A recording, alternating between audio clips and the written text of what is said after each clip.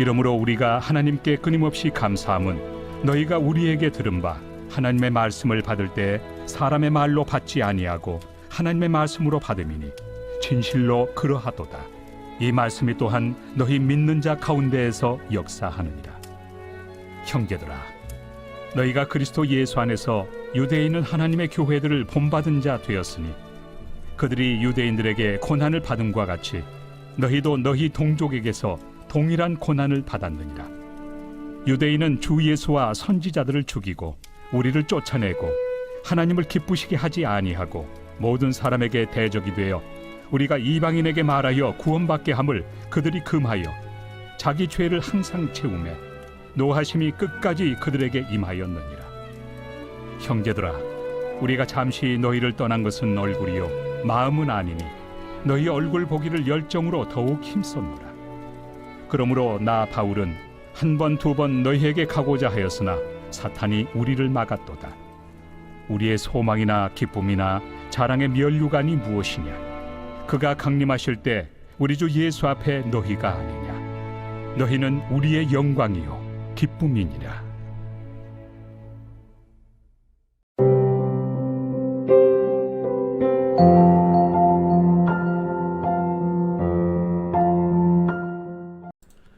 여러분 반갑습니다. 오늘 큐티로는 기막힌 하루입니다. 본 말씀 데살로니가전서 2장 13절부터 20절의 말씀입니다. 앞선 설교에서도 말씀드렸던 것처럼 이 데살로니가 교회는 짧은 사역의 기간에도 불구하고 많은 사람들이 구원받는 부흥이 일어났던 교회였습니다. 어떻게 이런 부흥의 열매가 있을 수 있었는가? 가장 중요한 원인은 말할 것도 없이 전적인 하나님의 은혜입니다. 여러분, 그러나 우리는 이 부흥에 있어서 인간적인 요소도 들여다볼 필요가 있습니다. 자, 그렇다면 부흥에 있어서 인간적인 요소는 무엇이 있습니까? 먼저는 좋은 사역자였던 바울의 존재를 꼽을 수 있겠죠. 바울은 데살로니가 교회의 구원을 위해 기꺼이 청지기가 되고 영적 어미와 아비가 되어서 헌신적인 사역을 감당했습니다. 그런 바울의 헌신이 통로가 되어서 하나님은 구원의 은혜를 흘려보내 주셨던 것입니다. 자, 그러나 오늘 말씀을 보면 이 데살로니가 교회의 부흥의 역사에 있어서 좋은 사역자뿐만 아니라 또 다른 인간적인 요소를 언급하고 있는데 그것이 바로 좋은 성도의 존재입니다. 바울은 좋은 사역자와 더불어 좋은 성도가 있었기에 이 부흥의 역사가 일어날 수 있다는 것을 분명하게 밝히고 있습니다. 그렇죠. 좋은 사역자와 좋은 성도의 만남은 부흥이라는 가장 아름다운 열매를 맺게 합니다. 자, 그렇다면 왜 데살로니가 교회의 성도들은 좋은 성도입니까? 먼저 첫 번째로 그들은 성경을 하나님의 말씀으로 받았습니다. 자, 오늘 13절의 말씀에 보니까 이러므로 우리가 하나님께 끊임없이 감사함은 너희가 우리에게 들은 바 하나님의 말씀을 받을 때 사람의 말로 받지 아니하고 하나님의 말씀으로 받음이니 진실로 그러하다. 이 말씀이 또한 너희 믿는 자 가운데서 역사하니라 그랬습니다. 여러분, 지금 바울이 이 데살로니가 교회의 성도들에 대해 칭찬하는 것이 무엇입니까? 그들이 성경을 대한 태도, 그리고 성경에 대한 믿음을 칭찬하고 있습니다. 자, 그러면 그들은 성경에 대해 어떤 태도를 가졌습니까? 그들은 이 말씀을 사람이 하는 말이 아닌 하나님이 하시는 말씀으로 믿고 받아들였다는 것입니다. 그리고 그랬을 때 그 믿음대로 말씀이 능력이 되어 그들 안에 구원의 역사를 일으켰다는 것입니다. 여러분, 오늘 본문의 13절은 교회 안에 이 말씀을 대하는 두 가지 태도가 존재한다는 것을 알려주고 있습니다. 그리고 그 태도에 따라 전혀 다른 결과가 일어난다는 것을 또한 가르쳐주고 있죠. 자, 그러면 말씀을 대하는 첫 번째 태도는 무엇입니까? 그것은 이 말씀을 사람의 말로 받는다는 것입니다.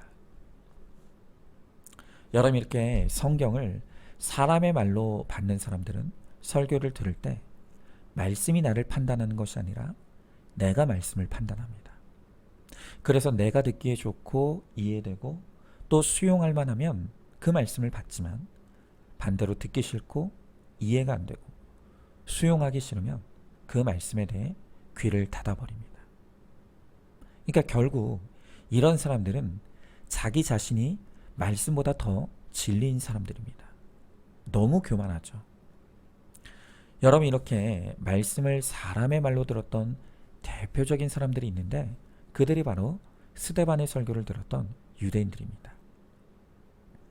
자, 사도행전 7장을 보면 스데반이 성령에 충만하여서 권세 있는 하나님의 말씀을 선포했습니다.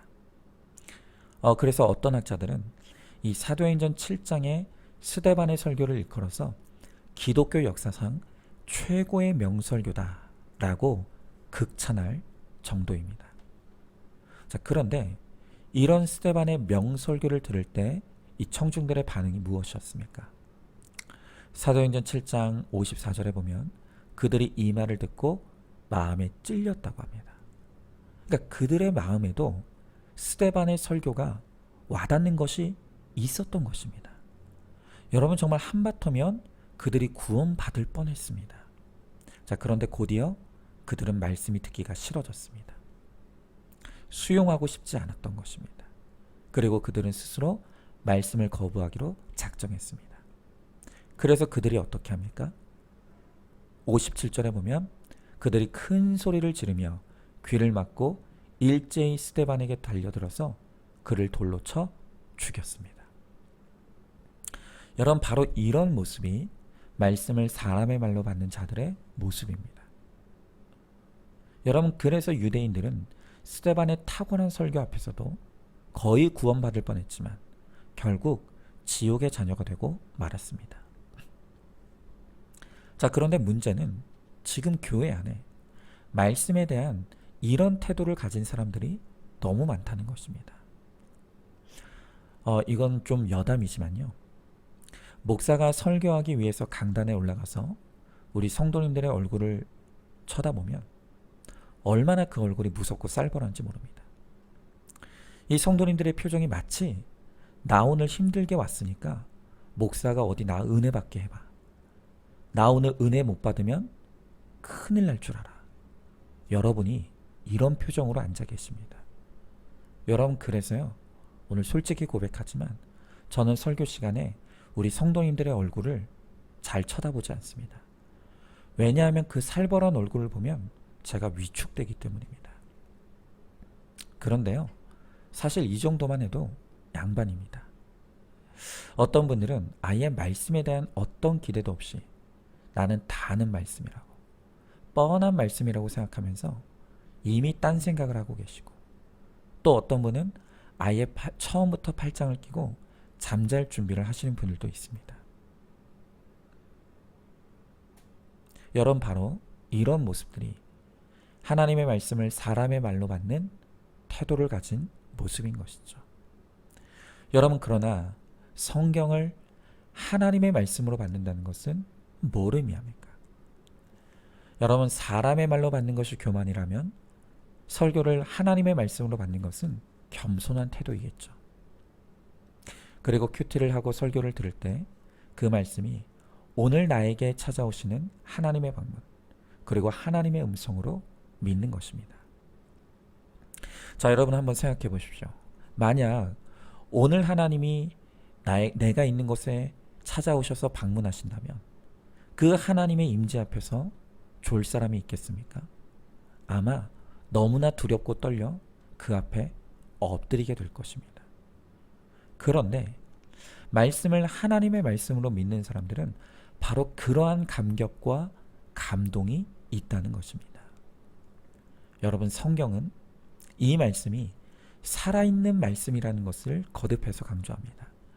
여러분, 특별히 디모데후서 3장 16절을 보면 모든 성경은 하나님의 감동으로 되었다라고 하죠. 그런데 여기서 이 감동이라는 말의 헬라어 푸뉴마티코스의 뜻은 불다, 숨쉬다 라는 뜻입니다. 그러니까 이 말씀은 죽은 문자가 아니라 하나님의 생명이 불어넣어진 살아있는 말씀이라는 것입니다. 여러분, 이 하나님의 말씀이 살았다는 것을 더 정확하게 표현하는 곳이 바로 히브리서 4장 12절이죠. 하나님의 말씀은 살아있고 활력이 있어 좌우의 날선 어떤 것보다도 예리하여 혼과 영과 및 관절과 골수를 찔러 쪼개기까지 하며 또 마음의 생각과 뜻을 판단하나니. 자, 지금 성경이 무엇을 말합니까? 하나님의 말씀은 그냥 살아있는 것이 아니라 활력이 있다는 것입니다. 그래서 이 말씀을 하나님의 말씀으로 믿고 받아들일 때 그 말씀이 우리 가운데 역사하여 구원의 역사가 일어나게 된다는 것입니다. 여러분, 바울을 보십시오. 그가 말씀에 통달한 사람이었습니다. 그러나 그에게 말씀은 그냥 머리로 알고 지식으로 깨우친 학문에 불과했습니다. 그런데 드디어 어느 날 다메섹 도상에서 하나님의 음성으로 말씀이 들렸습니다. 사울아, 사울아, 내가 어찌하여 나를 박해하느냐? 나는 내가 박해하는 나사렛 예수라. 드디어 그에게 하나님의 음성으로서 말씀이 들린 것입니다. 그럴 때 핍박자 사울의 영혼을 말씀이 파고들고 그가 깨어져 구원받게 된 것입니다. 여러분, 저도 그랬습니다. 제가 감히 바울과 비교할 대상은 아니지만 저도 나면서 모태신앙으로 그저 교회 안에 말씀을 들으며 자라고 또 신학을 전공하여 목사까지 되었습니다. 그런데 저 역시 제가 배우고 학문하는 이 성경이 살아있는 하나님의 음성으로 느껴진 적도 들려진 적도 없었습니다. 그런 제가 깨어지게 된 가장 결정적인 계기가 바로 김양재 목사님과의 만남이죠. 여러분, 제가 김양재 목사님을 만나기 전에 큐티를 안 했던 게 아닙니다. 김양재 목사님을 알기 전에 저도 큐티했습니다. 그런데 도대체 김양재 목사님의 큐티와 나의 큐티는 뭐가 다를까? 그게 너무 궁금했습니다. 그래서 목사님의 책, 그 날마다 큐티하는 여자, 그 책을 읽게 되었는데 그 책을 읽던 중에 한 대목이 저를 완전히 깨부수었습니다. 그 책의 한 대목에서 이렇게 적혀 있었습니다. 큐티를 할 때는 오늘 이 말씀을 나를 향한 하나님의 살아있는 음성으로 믿어야 합니다. 라는 대목이었습니다. 여러분, 그 책의 그 대목이 저를 완전히 깨트렸습니다. 왜냐하면 저에게는 바로 그 믿음이 없었기 때문입니다. 이 성경이 살아있는 하나님의 음성이라는 믿음이 저에게 없었던 것입니다. 그래서 그날 이 한 줄의 그 대목이 성경이 하나님의 말씀이라고 하는 이 믿음을 회복하는 계기가 되었습니다.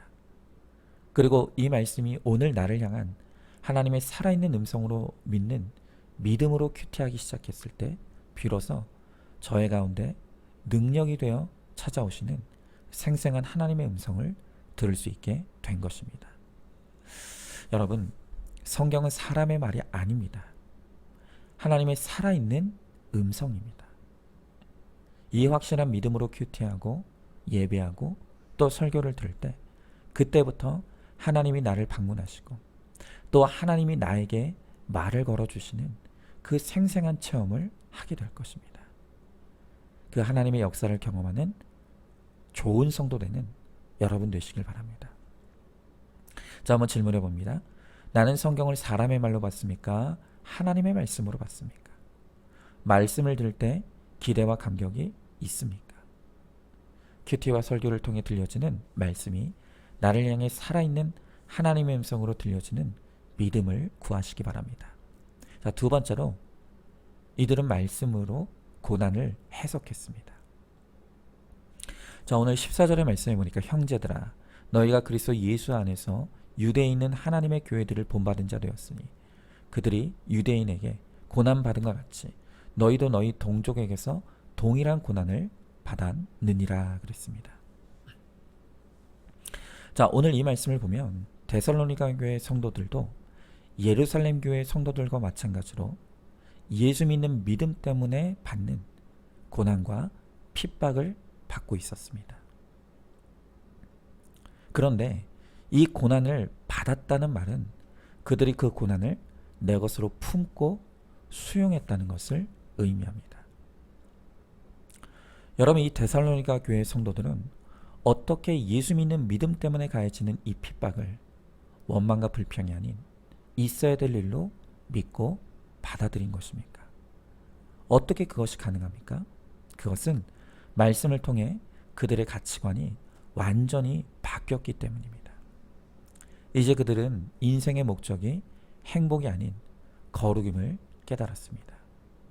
그래서 데살로니가 교회의 성도들은 이 핍박이 없어야 될 일, 불행한 일이 아니라 오히려 내가 지금 올바른 신앙을 하고 있다는 증거로서 이 핍박을 기쁘게 여긴 것입니다. 여러분, 실제로 예수님의 팔복의 가장 하이라이트인 8째 복이 무엇입니까? 그것이 바로 의를 위하여 박해받는 복입니다. 예수님은 말씀하시기를 의를 위하여 박해를 받는 자는 복이 있나니 천국이 그들의 것임이라 라고 했습니다. 그러니까 예수 믿는 믿음 때문에 박해를 받는다는 것은 즉 그들에게 천국에 갈 진짜 믿음이 있다는 뜻이라는 것입니다. 그래서 데살로니가 교회 성도들은 이 박해를 슬퍼할 일이 아닌 내가 천국의 자녀된 증거로 여기며 기쁘게 이 핍박을 감수했던 것입니다. 여러분, 복음은 장차당할 환난이라고 했습니다. 성경이 우리들에게 가르쳐주는 것은 100% 죄인인 우리의 구원을 위해 주님이 고난의 사건으로 찾아오신다는 것입니다. 그리고 그 고난의 때에 내 죄를 회개하는 자는 구원을 얻는다는 것이 바로 성경의 말씀입니다. 여러분, 성경은 한 번도 예수 믿으면 복받고 형통하고 잘되고 번창한다는 약속을 한 적이 없습니다. 오히려 성경은 우리에게 예수 믿는 믿음 때문에 닥칠 고난이 있을 것임을 분명하게 예고하고 있습니다. 우리의 죄로 인해 받아야 될 고난이 있고 또 예수 믿는 믿음 때문에 받는 의인의 핍박이 있다는 것입니다. 그러나 그 고난, 이 땅의 고난은 잠깐이고 그 고난에 믿음으로 잘 반응하는 사람, 그것을 있어야 될 일로 여기며 기뻐하며 감사하는 사람은 결국 영원한 하나님 나라의 생명을 얻게 된다고 말씀하십니다. 여러분, 오늘 데살로니가 교회 성도들이 고난을 잘 받아들이고 그것을 기쁘게 받았던 것처럼 우리도 우리 가운데 임하는 이 고난 또 핍박을 잘 품고 잘 수용하시기 바랍니다. 내가 고난받았습니까? 내 가정에 고난이 있습니까? 하나님의 말씀으로 그것이 나의 거룩을 위해 있어야 될 일임을 해석받고 회개하여 거룩을 이루시기 바랍니다. 그러면 어떤 고난도 고난이 아닌 축복으로 변화될 것입니다. 자, 한번 질문해 봅니다. 지금 나의 고난이 내게 있어야 될 일임을 알고 올소이다를 외치고 있습니까? 말씀으로 고난을 해석하며 회개와 거룩을 이루고 있습니까? 어떤 고난에서도 말씀으로 깨어있는 나를 통해 구원이 이루어지는 축복의 통로가 되기를 소망하시기 바랍니다. 자, 마지막으로 데살로니가 교회 성도들은 말씀으로 내 죄를 보았습니다.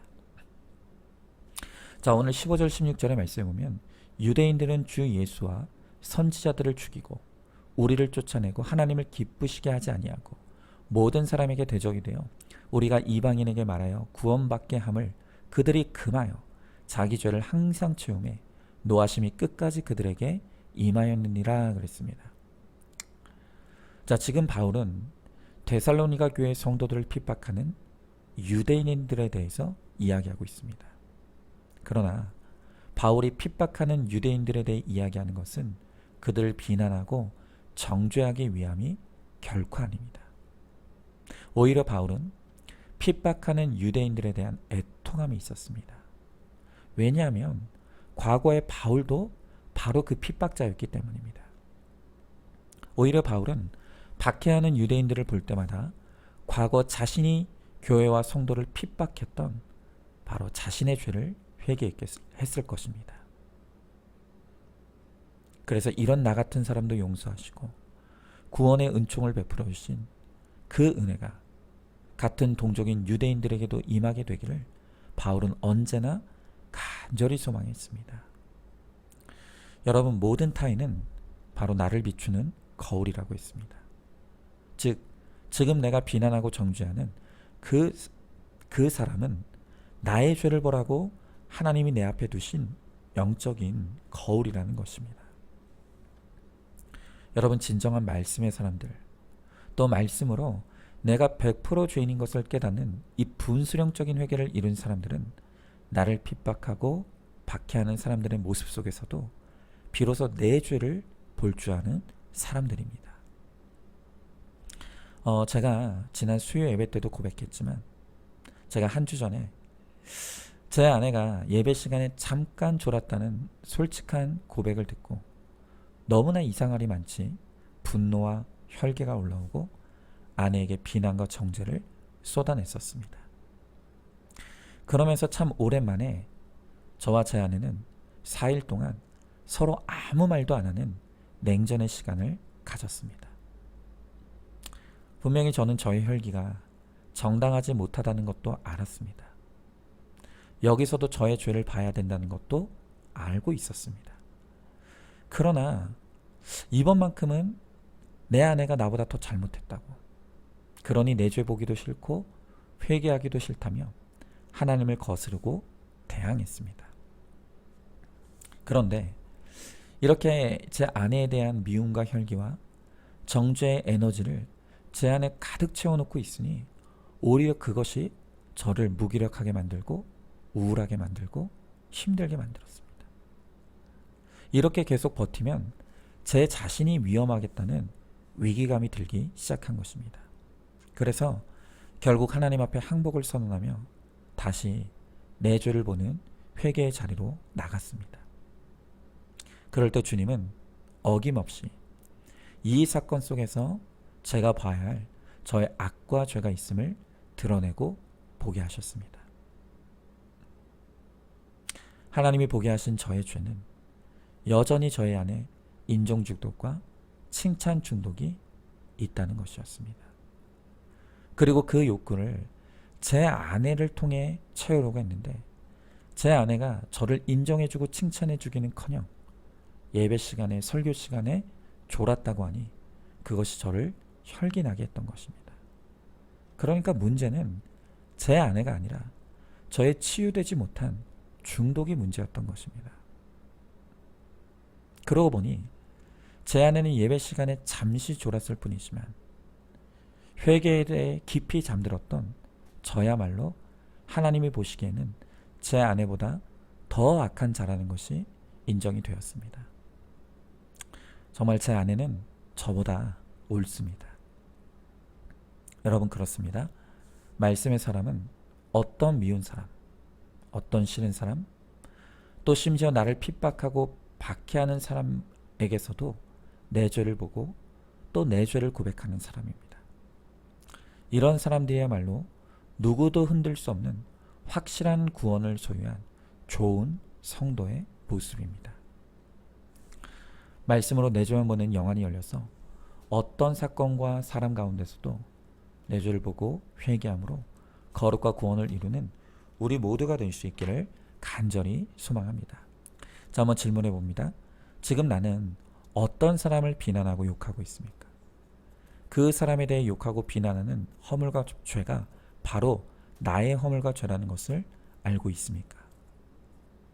오직 말씀으로 내 죄만 보며 확실한 거룩과 구원을 이루어 가시기 바랍니다. 자, 오늘도 6월 23일 보석 상자입니다. 날마다 말씀을 묵상하는 사람은 시험 가운데 인내의 시간을 지내면서 처음에는 해석이 안 돼서 참지 못하는 일들을 조금씩 인내하게 됩니다. 아멘. 우리 함께 기도하겠습니다. 주님,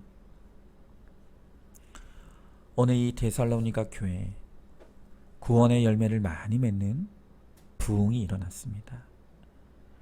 그런데 이 부흥이 일어날 수 있었던 하나의 중요한 원인이 바로 이 교회는 좋은 성도들이 있었기 때문이라고 말씀하십니다. 하나님,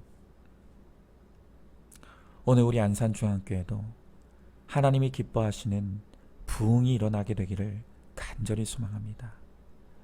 그러기 위해서는 전적인 하나님의 은혜가 필요합니다. 그리고 또한 그 하나님의 은혜를 받들고 헌신하는 하나님 목회자의 준비가 필요함을 이 시간 또한 고백합니다. 그러나 하나님의 은혜와 목회자의 헌신과 더불어 또한 하나님의 은혜를 받을 준비가 되어 있는 좋은 성도들도 필요하다고 오늘 주님은 말씀하십니다. 주님, 우리가 하나님의 말씀 앞에서 오로지 내 죄를 보고 회개할 줄 알게 하시며 어떤 말씀이라도 그것을 하나님의 말씀으로 믿고 살고 누림으로 말미암아 하나님 그 말씀이 우리 안에 살아 역사하게 하시고 그 말씀으로 날마다 깨어져 하나님 거룩한 주의 백성이 되므로 오늘 우리를 통해 하나님이 일하시고 역사하시는 그 구원의 은혜가 부흥의 역사가 일어날 수 있도록 하나님 우리가 좋은 사역자 또 좋은 성도가 되게 하여 주시옵소서. 그래서 우리 안산중앙교회도 하나님의 부흥이 일어날 수 있도록 은혜 베풀어 주시옵소서. 믿사오며 사랑이 많으신 우리 예수님 이름 받들어 기도드리옵나이다. 아멘. 오늘도 큐티로 기막힌 하루를 살아내는 하늘가족 공동체 우리 모든 성도님 되시기를 주님의 이름으로 축복합니다.